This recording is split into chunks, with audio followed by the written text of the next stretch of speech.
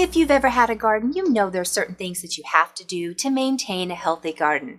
Well, what if I told you that some of those steps apply to your craft room too? Let's get started.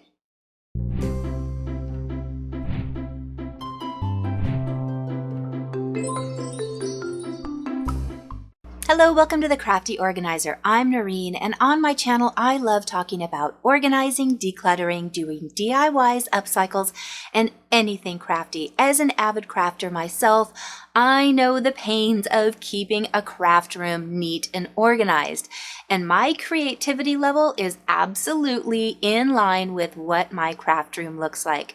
If I walk out here and it's crazy, disheveled, disorganized, I am not inspired. But if I can walk out and my space is clean and organized, I'm more likely to pull something out and start creating. And for me, creating allows me to be calm and have an outlet that just cycles around that makes me happy. So not being able to do those things means that I don't have that outlet, and sometimes it leads me down to dark places. So having a neat, organized craft room is essential for me. The other day I was weeding and I had the epiphany that taking care of my garden really mirrors a lot of the things that I do in my craft room. So I wanted to give this analogy to you and see if it resonates and helps you get inspired in a different way to get your craft room organized. So here are some of the things to maintaining a garden and a craft room that are parallel. So let's start with the first one, garden zones. Just like in your garden where you're going to have your herbs in one area, your vegetables in another, and you probably have your fruits off to the side, maybe some orchard trees, but you have them all in specific areas because they need different types of watering, fertilization, and they get harvested at different times. Your craft room is very similar in that we should be setting up zones based on how you use things. I have talked about the bullseye method many times. If you would like to see that video, I've got it here and in the playlist below. I'll also have a link so that you can click it if you're watching on a mobile device or a laptop. But having zones means that things are in the areas based on how you use it. And this does not need to be an expensive setup. You can use cardboard boxes to subdivide things and get them into areas. An example I like to use is I have a jar over here for ribbon. And I keep all of my ribbons in it, and I use it for card making, I use it when I'm embroidering, I use it for a multitude of things. But because I like to use it in different ways, I have styrofoam in the lid, and I have needles with different eye sizes in it, and a threader, because I can't see to thread the darn needle. But I have those things here in my ribbon zone because I don't want to have to go to my sewing box and pull out the needles and the threader every time I want to do a ribbon craft. So for me, this constitutes my zone for ribbon things. So if you've got a Cricut, for example, you would want to have your Cricut machine with the papers that you use and the vinyls. Perhaps you want to have a pegboard or a nail behind on the wall where you can hang the mats and your weeding tools, maybe a trash can close by. The things that you need when you want to sit down and use your Cricut would be what's considered your Cricut zone. Thinking in those terms will help you lay out an area or even think about how you box things up so that when you want to do that type of crafting, everything is already included. You could just pull it out, be creative, put it all back inside, and most importantly with zones, be able to put it away easily. The next thing we'll talk about with a healthy garden and a healthy craft room are your watering systems. In every successful garden, there is a watering system in place that allows either a drip system, flood system, automatic sprinklers, or maybe you just have a hose conveniently located so that you can water your garden. In your craft room, that system are your tools, your most used tools. For me in my craft room, I have a small pegboard and I have my most used tools right at hand. That includes my glue gun, a couple of different types of cutters, some adhesives that I absolutely love to use, and my cutting blades. Those are the things I reach for whether I'm using my Cricut, I'm sewing, I'm scrapbooking, I'm woodworking. These are the tools that are essential for me, my watering system.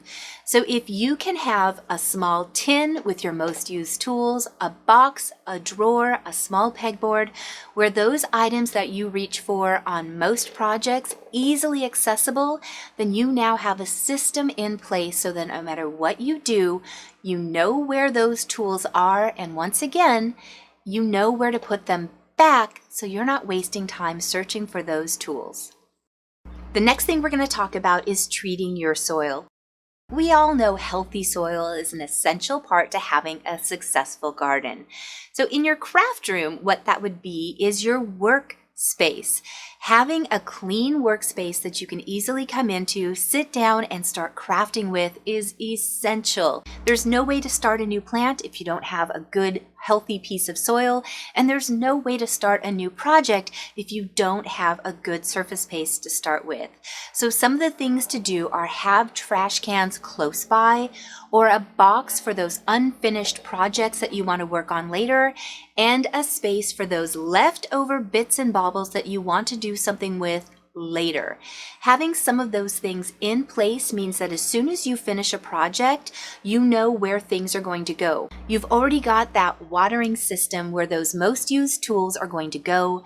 You now have zones where things can go back into place as you finish them.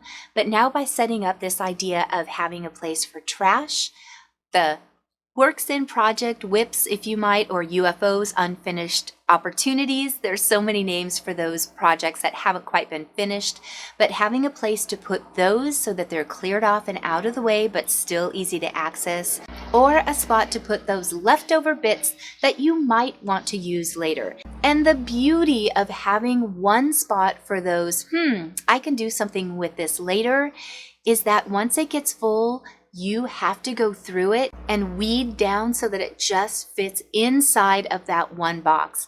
And that leads perfectly into the next gardening analogy, which is destroying the weeds. Some of the most beautiful gardens I've seen are when people go out and tend to them frequently, and they're on top of those little weeds. They only spend a couple of minutes a day pulling those teeny tiny weeds as soon as they crop up. Imagine what your craft room could be like if you were always looking for things that you're not using anymore. Maybe you've had some leftover scrap for a couple of years. Now's the time to let it go. Maybe you've finished doing all of your Christmas projects, and this year you know you're going to be doing a completely different theme. Now's the time to weed through those holiday supplies and get rid of those supplies that you're not going to be doing this year. It's the perfect time to do holiday supplies because we're going into the new season, so other people are going to be super appreciative to get them, but now's also the perfect time to clear out that space or weed your supplies so that you have room for the new things as well. But weeding your craft room means looking at all of the things with a really honest eye so that you have space. Stake your plants. I love walking into gardens and seeing these beautiful trellises with the things growing up and winding around. I just think it's lovely, and it's really smart if you have a small garden and you need to use that vertical space. You probably already know where I'm going with this. Use that wall space whenever you can. Think of the sides of cabinets, the backs of doors. Put pegboards up, shelving systems. There are so many different ways to utilize wall space to get things up, and by coordinating things either by color or with one unified color, you're able to really maximize the space, free up your surface areas, and allow you to have a more cohesive and organized space. Another thing we do in our gardens that we need to do in our craft room is perform plant maintenance. Just like plants don't always survive in a garden for some reason, some craft interests don't either. Take the time to revisit some of the supplies that you have. Maybe origami sounded super exciting and interesting, so you bought all of the books and supplies and things, but it just didn't turn out to be something that you enjoyed. Do some plant maintenance, cut off those things that aren't thriving so that your focus can be on those things that you do enjoy. Check your gardening tools. This isn't just good advice for your garden. This works for your tool shed, your kitchen, but especially in the craft room. Take the time to check your tools and make sure they're in really good working order. If you have multiples, now's the time to weed through and make sure that only the best ones are in the areas where you use them. Now, the ultimate goal for all gardens is to harvest your crop, whether it's fruits, vegetables, flowers. The same thing is in our craft room. We are in here to create something for an end project. So as you are creating, have a goal in mind with what you're going to do with that item. Oftentimes I'm creating things just to come up with a new storage solution for you guys. And I then have it going, I made it, what do I do with it now? Most of us are creating for the sheer joy and therapeutic value that comes with creating.